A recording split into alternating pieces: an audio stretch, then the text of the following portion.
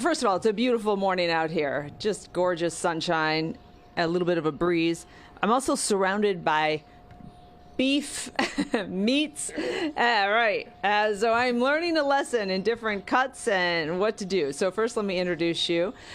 We have Greg Ernst, just like the shirt says. Ernst Meat and Seafood. You've been around in Detroit, your family business, for more than 50 years. Correct. Since 1968 is when my father started. My brother and myself and gentlemen like Mark over here have continued my dad's legacy. Look at this. So, and Mark, what makes you an expert, a meat-eating expert? Well, because it tastes good, and you got to get the right cut. But you know what? They're all great cuts. It's you know what you're looking for. Let's talk about cuts. Okay, so I'm going to start. Let's go back over here. We got our steaks laid out here, but it all starts with this cut of what is this? Yeah, this is a bone-in ribeye. You can use it for prime rib, roasted whole, or you can cut it into steaks. It has a lot of flavor to it because of the fat marble. And as you can see, it's a single bone here. You can also cut it a little thicker if you want your butcher to do it and French that tail down. And you look at all that marble in there, it's going to eat excellent on the grill. You get it nice, hot, and seared. Okay, so with the bone-in ribeye, and this is also a bone-in ribeye. Cowboy steak. Correct. They'll refer to this as a cowboy steak. Cowboy steak. Every once in a while. All right, Mark, what do you want to tell us about? What do we got going on right here? Okay, well, this is a short loin. Okay. Okay, and out of the short loin, this is the rough. So this primal cut, once you cut it, an inch thick or however thick you choose to have, you would get this porterhouse steak. And that's what comes out of here. Also, at the other end, there'll be a T-bone. So half of this will become porterhouse, half will be T-bone. What also What's happens... the difference? Because it looks the same as almost the same as the ribeye, no? No, it's down the line on the cattle, but what you're going to get if you bone this bone out of here, which is like a T, that's where T-bone comes from. Okay. You'll get the New York strip. So that's this cut right here. Oh, okay. I gotcha. Right, and then the fillet is on this side. That's where it comes out. But this gets all trimmed. There's no bone. So when it's whole like this, what's this called? That's called a porterhouse. That's a porterhouse. And you're getting the best of both cuts. So you're getting a fillet and a strip. And a strip. All in one steak. Look at that. All right, what else do we have out here? These are belly ribs, pork. So, a regular St. Louis style rib. And, and then this is a boneless prime rib, which is that with the bones off. So they'll sometimes professionally... Cradled off. Right, they'll call that an export. They'll make a beef rib out of the slab. All right, fellas, let me ask you something. I don't know if I confused you. I mean, there's a lot going on here. How important, if you don't want a lot of fat, I know you need the fat for flavor. Correct. But what if you want something that's kind of lean but still flavorful? You would probably go to a select grade, which is a little bit lower than choice. Or grass-fed. Right. Or Grass-fed? Yeah. Okay. Fillets always have... that looks pretty good. Yeah. All right. That's your healthiest option out of everything on the table. All right, so we've looked at, I think we've covered pretty much everything we need to cover, right? We got some hamburgers over here. We all know hamburger. Well, that's one thing that we're famous for is our Go ground ahead. beef. What's special about it? That's just the way we've blended it for years. We call it our famous grind. It's in a lot of restaurants around town. Yeah. When you guys run the top 25 burgers, we have quite a few. And what's in it that makes it special? Can't tell you. Really? It's a secret. A lot of round meat, fresh products. Hold on, Greg. I'm going to go to Mark on this. Mark, listen, no one's listening. Sworn to secrecy. Yeah, you work for him, so I can't. You're not going to tell me either. Okay, all right, very good. When we come back out here in a little bit, are we going to fire up the grill and cook some of this meat? Everything here will get cooked. Oh, boy. Oh, man, there's going to be a fight. We're going to have to arm wrestle for this food out here. It's going to be so good. All right. Thanks, guys. Really interesting to see, especially about people who learn from people who are so passionate about it. I do appreciate it. And we'll head back inside. All right. Look at this. Woo! You got it done. Oh man, it smells so good out here. Last time I was out here just an hour ago, it was all raw. And look what you guys cooked all this in such a short time. Every piece we had. Okay, so let me just reintroduce. We have Mark. What's your last name? Gazzardo. Gazzardo. He is a meat specialist and has. How many years have you been working at Ernst? I've been there probably 25 years, easy. There you go. And speaking of Ernst, this is Greg Ernst, and your business has been around since the 60s, the family business, right? 1968 is when Ernst started.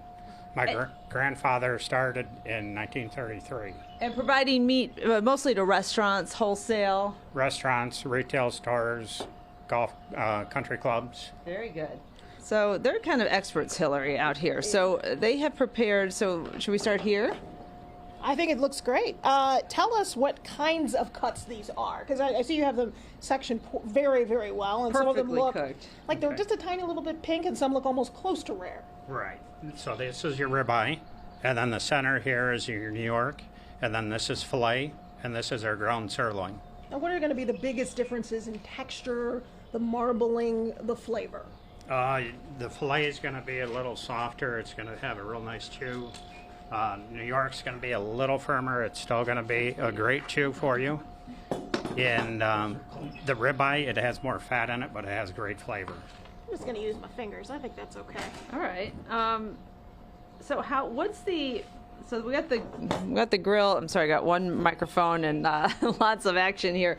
So when it comes to cooking, here, Mark, I'm going to ask you. How are we arranging the meats on the grill to get to cook everything perfectly? Well, I mean, if you have a dense piece of meat where you got to look at them and say, hey, this one's going to take longer. So obviously they're going to go on first. So we brush the grill, on the grate so nothing's sticking, and then you start putting your meats on. But like you said earlier, is having your thermometer with you. What temperature? So how are you doing? Is medium rare the most popular? Yeah, we did medium rare. Okay. So that's like a 140. If for some reason somebody, can you cook it a little more? We can. If we go all the way to well done, you can't go backwards. So hey, you can always throw it back on the grill. Okay, so you're putting the meat thermometer. Let's just use this fillet as an example. Right there in the middle, and when it hits 140, you're pulling it off the grill and letting it cool. Yep. Okay. Yeah, and we let them sit. That's a key element. A lot of people throw it on the plate right away and start eating. Yeah. This suggestion, and the professionals say let it sit for 5 minutes or 10 minutes, and then start eating. All right. Or consuming. What about the preparation? Some people believe in really brining it up very well, letting that sort of soak in, sometimes overnight. What do you think is the best way to prepare to get it's really silky texture, because that is silky? Yeah, well, we did them here, so basically we kept it simple. They threw it on the grill. Well, no, it was the salt and pepper. Okay. A lot of people, hey, I got this fancy whatever, and you could do that. You marinade. Could add, yeah, it's not going to hurt anything. You could do it a day in advance, and it'll soak in, and you'll get that particular flavor they're looking for. But 99% of the time, I mean, a steak, salt and pepper, and if you have a good cut, right? Having a good cut of meat. Okay, let's talk ribs, because these look delicious. What was the move here? Did you do something ahead of time? I'm sorry. This was a belly rib, or a St. Louis style rib. Okay. And then we wouldn't be able to get them done here, so we'd be lying to you if we said we cooked it out here. Okay. So we kind of pre-did them. Yeah, 'cause you got to go slow and low with the ribs. Right, exactly. And then this is a back rib, so we did two ways. This is a belly rib, and that's a back rib. And what's the difference? The difference Taste, is fat, flavor? Yeah, these are going to be more flavorful. To me, it's like if I could relate it to beef, this is like the prime rib or ribeye. Oh, okay. Because of the marbling in it, where these are a little bit leaner. This comes off that's the back rib. So this was a pork loin. And then when you bone out the pork loin, you get the back rib. So it's a pork chop bone, technically. Okay. Gotcha. If that makes sense to... We're learning about all the Yes, parts we here. are. What are the parts of the animal? So with that, it seems like it's almost less bony. Am I wrong in saying that? On the rib? Yeah, on the back rib. Yeah, these are a little bit cleaner when you're eating them, like in a restaurant. they're easier to eat than, say, this one here. You're going to grab it with your hands. Yeah, get all in there. You gotta get in there. All right. Right. So I mean, that would, that's the difference of the two. Right. Right. Exactly. All right, but if you guys. go to a barbecue place, Yeah. you're going to get a belly rib. Belly if you rib. go to a restaurant, fine dining, they'll probably have the back rib on the menu. Good stuff. All right. Right. And I know it's all wholesale, but if people want to find you, how do they reach out? They can call us direct, or we sell a lot of retail stores in the area also. And So you're they- looking for the Ernst. Yeah, as far as south of Monroe, you have Carlos and Joe's, you have Eureka Farm Market, Jerry's Market. North side, you have Stall's Market. There's Cabasa Joe's, who else? am I Okay. missing? That's a good- Fairfax down in Grosse Pointe, Fresh Farm Market, and the one on Mac. Village Quality Center. You have so many. That was good. That was pretty good, guys. We You don't did wanna leave them good. out. You did good. Yeah. All right. Well, Hillary, we are going to toss to break, and then we're going to dig in. Yeah, and absolutely. enjoy, right? We'll be Or right no. back.